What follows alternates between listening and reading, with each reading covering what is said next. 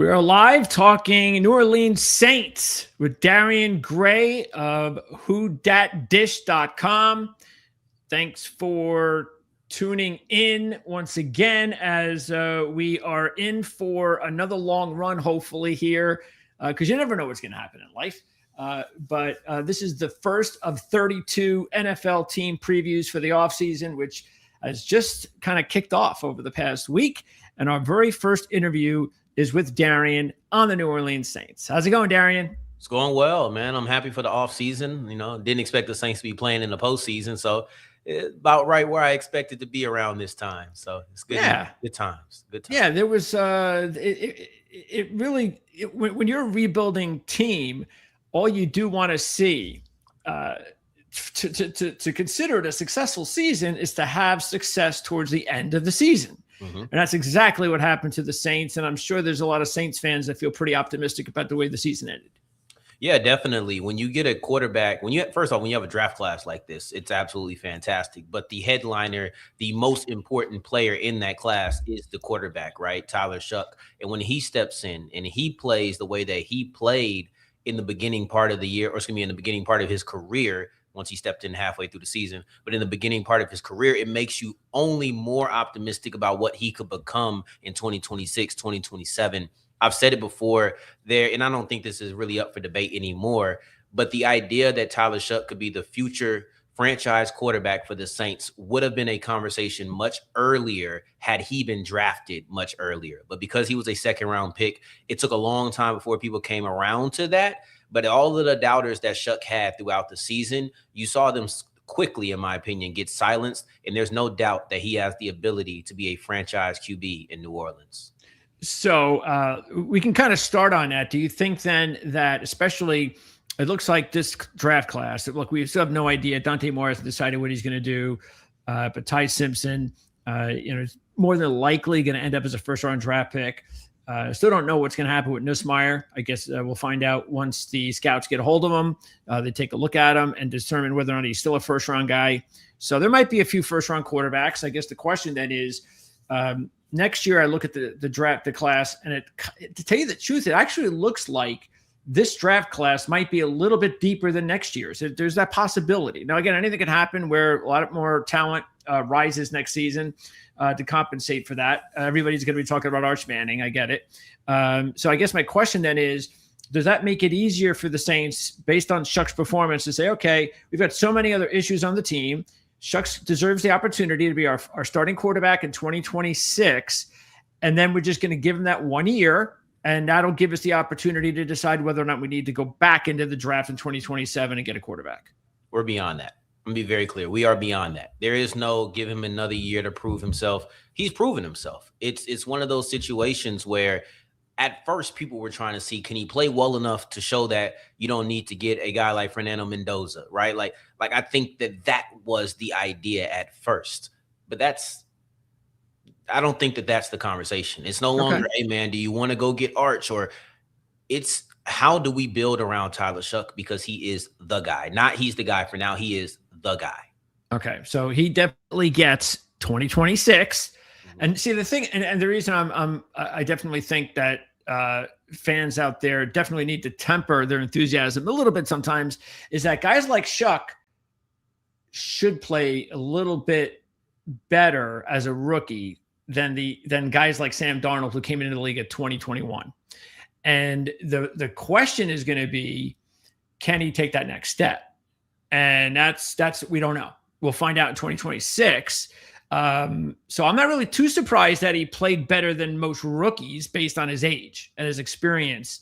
I mean, I don't know if that's necessarily the fairest. He didn't play a lot of football. He is older, but I do think the idea of getting reps is one thing. Brandon Weeden didn't come in and play extremely well, and he was older as well. Mm-hmm. So I think that a lot of times the age conversation around him either gets inflated or it ends up deflating him. I think the truth of the matter is he played better than most people expected.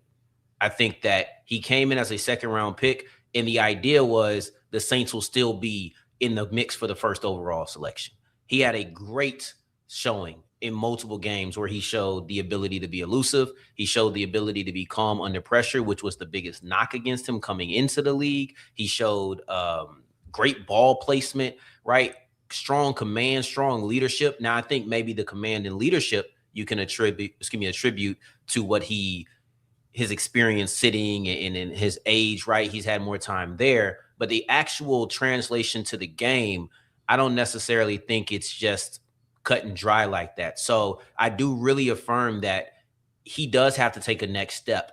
But the next step is not, oh man, you played poor in 2026. Now we're going to go get Lenore Sellers. I think that's confirmation bias of what maybe many thought he would be coming in. It's not what the trajectory actually suggests the Saints should do. If Tyler Shough has a sophomore slump, he just had a sophomore slump. And we'll see what he can be in year 3. I think that's the way to look at him moving forward, and not necessarily. I'll wrap it up with this. I no longer look at Tyler Shough under the lens of who else is coming out of the draft. And that is a result of how well he played in his rookie year. He has to sustain that the same way every other player has to sustain it. But that is firmly where he's at this year, next year. And I would say far enough for me to not think about anybody coming out. Well, I guess. And look, the fact is that they'd have to have such a bad 2026, and he'd have to get injured in order for them to be even in anywhere near the sweepstakes of an Arch Manning anyway. So in that respect, that makes a lot of sense of what you're saying, especially with the fact that he's got something that really only one other young quarterback has going for him when it comes to the first-year head coach this past year and the success and being able to be groomed by the talent of that said coach. And that, of course, is Kellen Moore with the Saints and Ben Johnson in Chicago. And Caleb and Tyler, they definitely benefited, no question about it. Now it's up to them to be able to obviously take all in that teaching and that philosophy. And so far, so good for both of the quarterbacks. But we'll talk about the Saints, of course, since this is a Saints show. And it's good to know, though, that is something that, because we all know it's so hard to find a quarterback in the NFL. And it's going to be Tyler Shough's team now, according to you, based on what you're saying. And I trust that in 2026.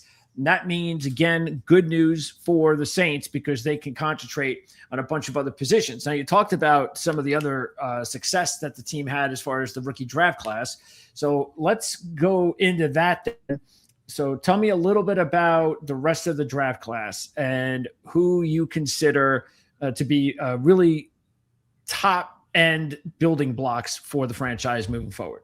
Yeah, this is a foundational draft class for New Orleans, whether that's Kelvin Banks, who looks like he can be a true left tackle stud, put him on the side right there with Taliesin Fuanga on the right side. I think you have your tackles in general. Fuanga's a second-year player, but Banks is a first-year player who showed he was made of the right stuff to be in that position. You just keep going down the list, and you have it pulled up here, or this is the depth chart, but you have if you go down the list of the draft picks, it's just check mark after check mark after check mark. These are players who stepped into roles, some larger than expected, some exactly what expected, and they performed well. So Banks, Shough.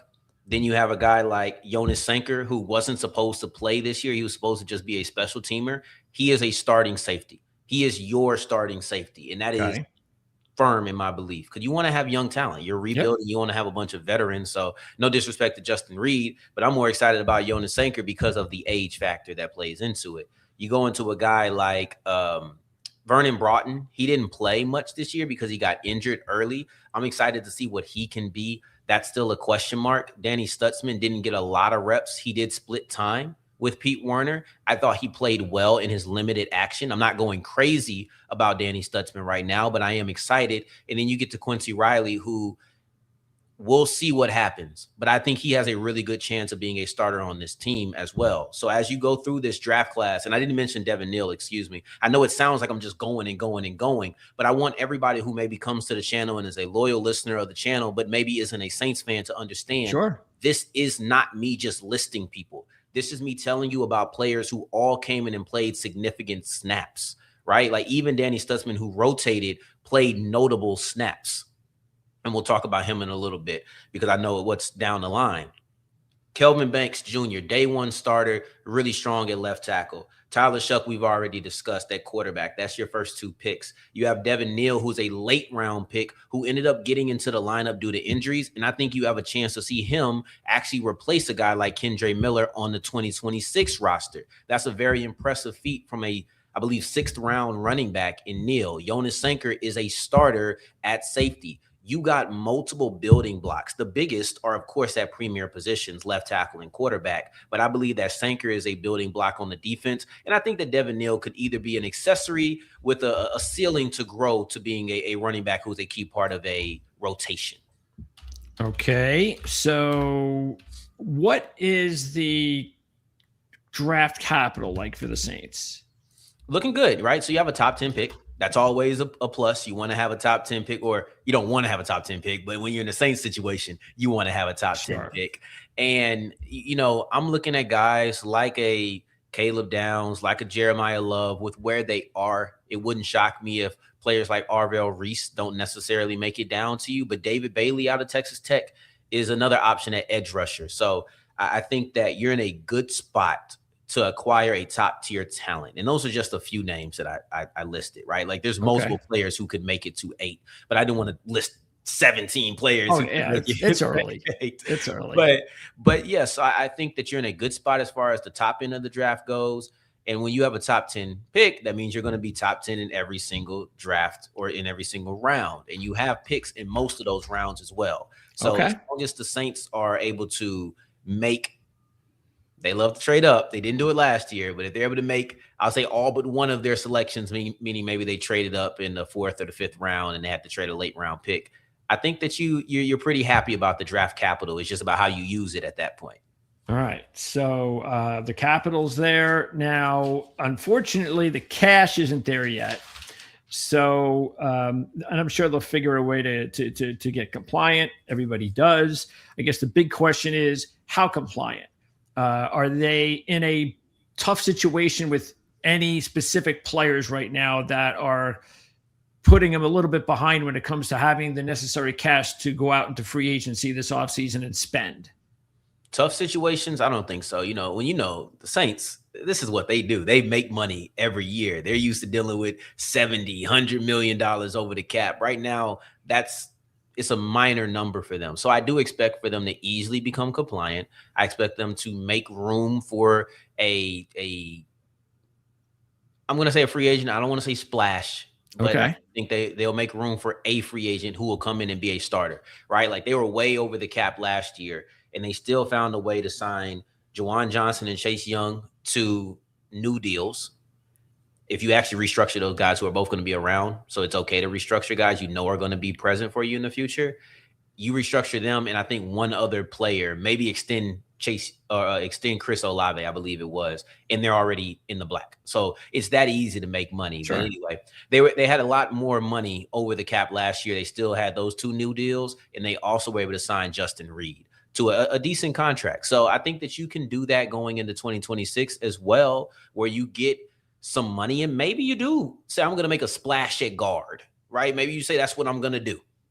But I think that they'll create money to be able to be spenders in free agency if they want to spend heavy. And the veterans, Davis, Jordan are both 37, Taysom Hill's 36. What's going on there? Have you heard about anything about these guys wanting to come back, wanting to keep playing? I'm sure that they're going to, even if they want to play for another year, they'll get a decent 1-year deal. I'm sure the Saints can afford it. I guess the question is, are they still at that point where that's the direction they want to go? Davis and Jordan have both expressed that they want to come back. I think they should come back to New Orleans specifically. I think that when you look at what Cam was able to do last year, getting 10.5 sacks, man, that was absolutely straight from the fountain of youth. I didn't expect that from him, and he was able to perform way over expectations despite playing the least percentage of snaps in his career. So that was extremely impressive. Demario Davis, he's lost a step, but he ain't lost that many steps. He's still a very talented player. So, and he was able to have a career high in tackles this year while being impactful. All tackles are not impactful. Demario Davis was making impactful tackles. Taysom, I think that's where it gets difficult. He's the one who hasn't spoke about his desire to stay or leave, retire, or continue playing either one of those routes. He hasn't really spoke about it too much. He does understand there's a chance, and it does feel like he's more than likely going to be gone, right? He did lose steps. He lost steps, and he's not the player he used to be. Of the veterans, right, I think you probably throw Alvin Kamara in that mix. He's also a little bit questionable. I don't know what he's going to decide to do. If he wants to be back, I expect him to be back.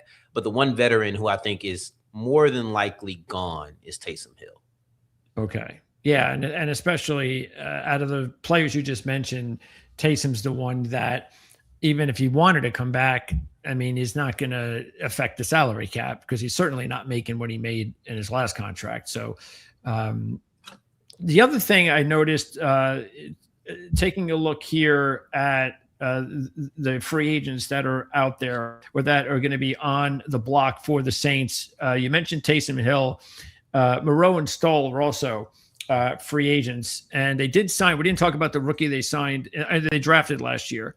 That really big kid from UCLA. Yeah, so is that the hope that again the guys like Moreau and Stoll, these guys aren't going to cost much. But how do you see the tight end room moving forward? I think you got to invest in it. I think that Stoll is a player you probably want to bring back, right? Like you said, he's not going to be that much. And if he ends up being a guy who loses the training camp battle, so what? But I do think Stoll being a blocker is someone you bring back. Moreau just seemed to be not part of the offense much. You know, when he came back from injury last year, because he suffered a season-ending injury, when he came back, I can't remember like a handful of times I saw him. He just wasn't that impactful. I think that he probably moves on if he continues to play. And as far as Mataval goes, I'm not banking on that. If it happens, it happens. But I'm not banking on it. I think that that's a position that you probably want to invest in a little bit more. And it doesn't have to be a splash. It doesn't have to be a splash. I think Jawan Johnson is a good tight end. And if you have these positions, like you're probably going to pay Olave a lot. Shuck feels like he's a guy who's going to be paid. I think he's a really good quarterback. You start going through, it's like, all right, you can't have greatness at every position. And I think that Jawan is really good. I don't think he's ever going to be in top flight tight end conversations or top 5 paid conversations. So that's a good, cost efficient, hopefully reliable target. You know, he's still got to work on that reliability, but hopefully he becomes a reliable target for New Orleans. Yeah, the other thing that we always have to keep in mind too is when you are successful with a non-first round quarterback, it helps immensely with the salary cap for those several seasons. And that's exactly what it's just a bonus. And it's another reason, a positive reason that Tyler Shuck had such a successful first season to give the franchise the confidence that they don't have to worry about that position in 2026 and maybe beyond. But that's definitely very important, especially again, look, I know the Saints, every team, as we just talked about, can maneuver around the cap and they can spend money. But look, you do want to get to a point in the next year or two where your salary cap enters the offseason with $50 or $80 million available. So you can go out and spend like the Patriots did or something like that. And I'm sure that's the timetable. They're probably looking at some point in the next couple of years being able to be that type of a franchise. And having a young quarterback like Shuck in the second round will help up until the point comes where maybe it's time to pay him in a few years. And then that'll be another problem, but it'll be a good one. Okay, so taking a look at the rest of free agency, which players are the most important ones that need to come back? Because let's see, you've got Taylor, Bullard, Rumpf on defense, and you've got Raduns and Fortner on offense. So talk about any of those guys that you think are important to re-sign. I'm bringing back the offensive linemen, and I think that I'm kind of okay letting the guys walk. The defensive guys walk. The biggest guy that you're looking at as free agency goes is Alontae Taylor. I believe that the Saints should be outbid for him. I think that the level of pay that he's going to get, he may even get outside corner money, not top flight outside corner money, but it's probably still going to be more than you would pay a slot guy, which is what he'd be for New Orleans. So I just think financially, you're probably going to get priced out of Alontae Taylor. So I remove him out of that mix for that reason. But as far as Radens and Fortner go, they can be depth pieces. I don't want Radens to be my starter. I want to try to improve. So I'm okay bringing him back under a certain number, him being Radens. Fortner, he's naturally going to slide in as my backup because Eric McCoy is still present. And until Eric McCoy is off the team, I don't expect him to lose his job, even if he has struggled to stay healthy. I think that Fortner will get paid as a depth piece. I liked what he did in relief of McCoy this year. As far as Radens goes, you can never have too many really good offense. You can never have too many offensive linemen. Absolutely. You need to get better at that position. So once again, do not sign him to be a starter, which he was for the majority of the season. But I wouldn't mind to bring him in as a backup just in case health happens, because the Saints have dealt with injuries along the offensive line for multiple years. How many starters do they need on the interior of the line? 1 or 2? Man, I'll be honest with you, maybe 3. Okay. Maybe 3, only because McCoy can't stay healthy. If everybody stayed healthy, let's say we're playing Madden and we turn injuries off, then your center is secure.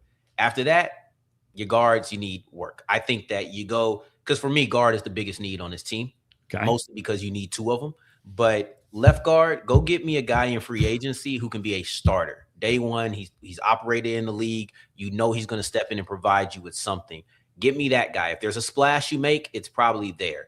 Secondly, get me a young player in the 4th round, 3rd round who can play under Cesar Ruiz at right guard, and if Ruiz continues his inconsistencies, can replace Ruiz, right? I know you're not going to get rid of him this year. I don't think that happens, but you should start planning for the future. The same way you drafted Vernon Broughton, knowing he wasn't going to be one of your key contributors this year. You drafted Danny Stutzman with the idea of him replacing an aging Demario Davis. Well, this isn't an aging Cesar Ruiz. It's just a poorly performing Cesar Ruiz, but the idea is the same. Get somebody who you can replace him with once his contract is a little bit easier to get rid of. Okay. So speaking of guard as a top need, let's then segue into the needs, the top 5 needs for the Saints this offseason. And guard is one of them. Where would you rate guard? Is that the top? Number 1. Number 1. Okay. And we'll put an apostrophe S. So multiple guards. Okay. Do you have it ranked? Do you know what number 2 is? Yes. So number 2 is edge. I think that Chase Young had a really good season, but I think you need 2 of those guys. And though Cam had a great season, he's still in year 15, going into year 16. That's not somebody you want to bank on. I don't think that Carl Granderson is your guy. I wouldn't be mad if you go get an edge and then you drop Granderson to your 3rd, 4th pass rusher along with Cam Jordan. So that's my number 2 need. You want me to just rattle off the 5? Sure. What's number 3? Number 3 is running back. I think that Alvin could or could not come back. That has to be up in the air. What would you do? What would I do? Yes. If I were him, or what? If you were running the Saints, what would you do with Kamara? I'd bring him back if he wants to come back, but I would invest in the position. I wouldn't have him be my bell cow again. And you would obviously let him know that. And the days of you being the number 1 bell cow are over. Are you going to be satisfied with that? And if you are, we want you back.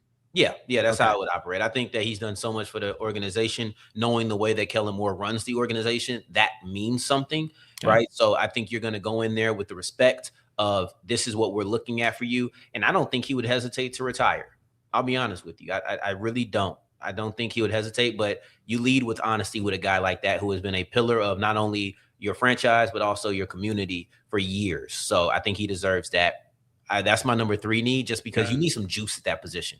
Absolutely. Alvin doesn't have it anymore, and the guys under Alvin don't have it, outside of Kendre Miller, who just can't stay on the field, so he's null and void. Number 4 is receiver. I think the Saints could use another receiver. I wouldn't mind if you go get that guy in the 1st or 2nd round if you add a top-end talent, but I do think Olave has proved himself in 2025 as being a really top-tier receiver. You know, maybe do you look at as Olave as if you turn into a winning team in the next 2 years, is he a number 1 or a number 2? I think he can be a 1. I think I don't necessarily. I think he still has something to prove to show that he is a top-end 1. So I shouldn't have said top tier. Because he's not that, right? Top tier suggests that he's around the Jefferson, Chase, Smith, and Jigba now, right? Like amongst those guys, and he's not. So I shouldn't say top tier, but he's really good. I think he can be your number one receiver, but I wouldn't mind if you go get a guy in the first round who ends up being a 1 or a 1 is a 1A, 1B type of situation. I don't think that is poor planning either. I do think that Olave and Vele have performed to make you say, I can wait if I need to. I don't have to feel rushed to get it. That's my number 4 need. And the number 5 is just tight end. You don't have many people. It's Juwan Johnson and Maliki Mataval. So you got to add some bodies there. That was a tough answer for me at number 5 to know which direction to go. I think the 4 are the 4, and then it's a little bit of a gap, but tight end just doesn't have bodies. You need bodies on that roster at that position. So I think that's the reason it's at number 5.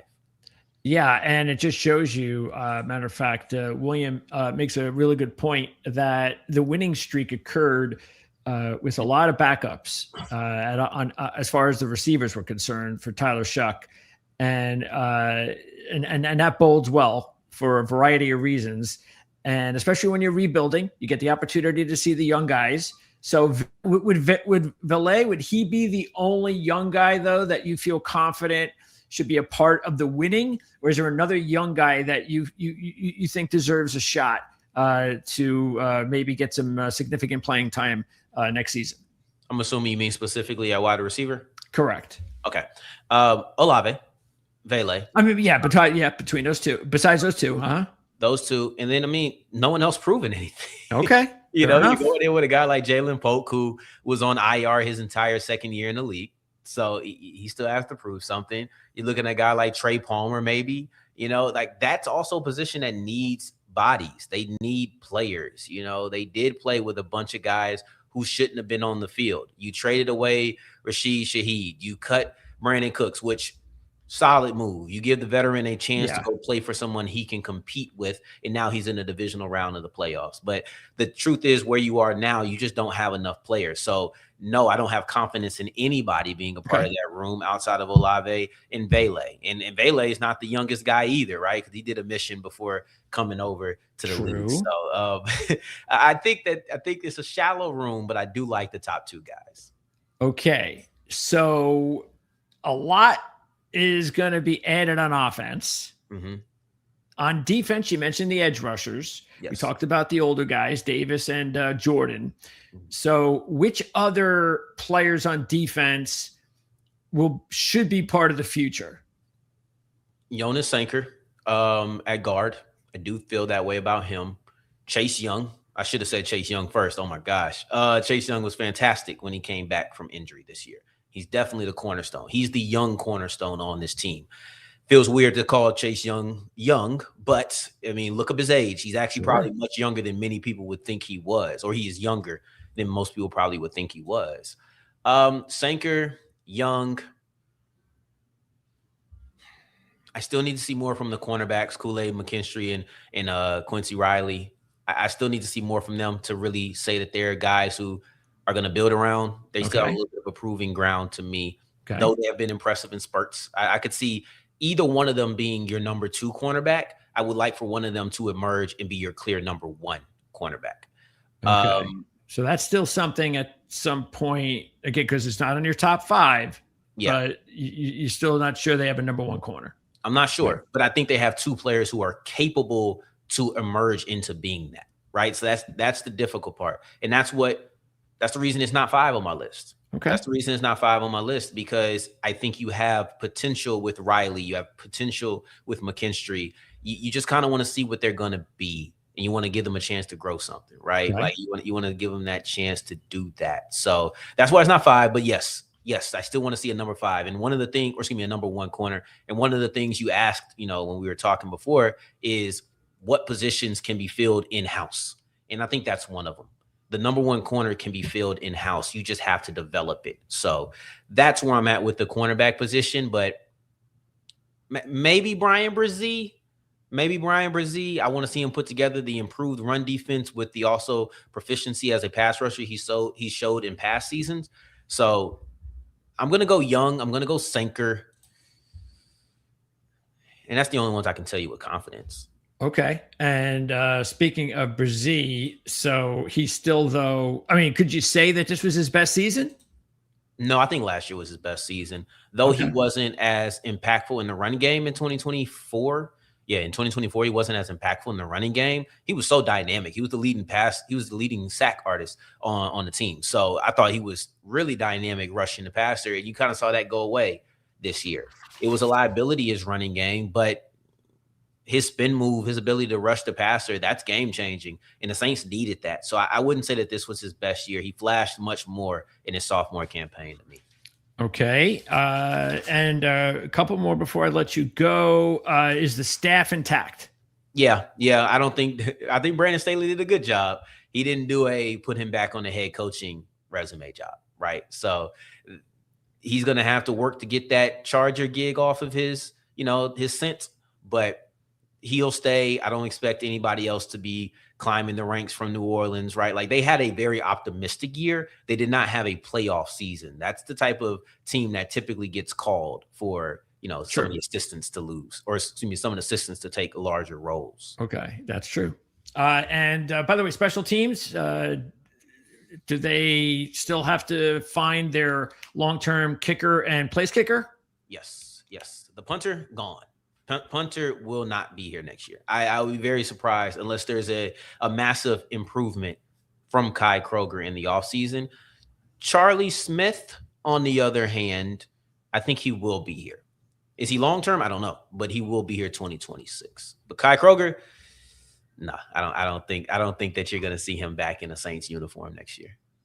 Okay. And other than that, I think you have answered all of the questions that I needed you to answer for us here, Darrion. So I appreciate that. I know it's early. The season isn't even over there's only 8 teams left. But it is over for a majority of the teams, including the Saints. And again, when your staff is intact, it makes things a little bit easier to move forward and tackle free agency, developing the personnel that the Saints franchise needs to in order to make a run in the postseason. And I guess that's another reason for optimism for the fans is basically, if it appears that the franchise has found their quarterback, they like their head coach, the next step is taking a look at the division, and it looks like it's there for the taking. It looks like it's a division after what we saw this season that is definitely open. And anything can happen depending on the offseason that the Saints have going into next season. So I'm sure that's a part of the reason why there's a lot of optimism for the fan base. 1,000%. I think that step one has been done. Find your rebuild, find your foundation, things you can build around, check mark. Step two, and because it was, the end is so hot, maybe halfway through next year, we got to check our expectations. But I do think competing in the NFC South is more than a realistic possibility. It would not shock me at all if the New Orleans Saints are a playoff team in 2026. That doesn't mean that they'll be a playoff contender, right? Doesn't mean that they'll be pushing to make it to an NFC championship game. But when looking at the division, all you have to do is win that. And I believe that they are real contenders within their division, which means they could be a playoff team. And the other good thing is that the team, based on where they finished in the standings, they get the luxury of the 4th place schedule. Yes. So that's what helps the NFL and become a lot more of a parity league. They do a great job with little things like that that make it, especially when there's a division that is maybe not that different between 1st and 4th, but the 1st place team, they get the 1st place schedule. The 4th place gets the 4th place, makes it a lot easier for that 4th place team to make a run. So, but again, it's just the beginning of the offseason, Darrion. So I look forward to at some point, either before the draft or after the draft, getting the opportunity to talk to you, especially, of course, if there is some big news around free agency. But we'll do that, and I appreciate it. And I've got links in the description of how you can check out Darrion's work at who.dish.com. And when do you post right now as far as videos, Darrion?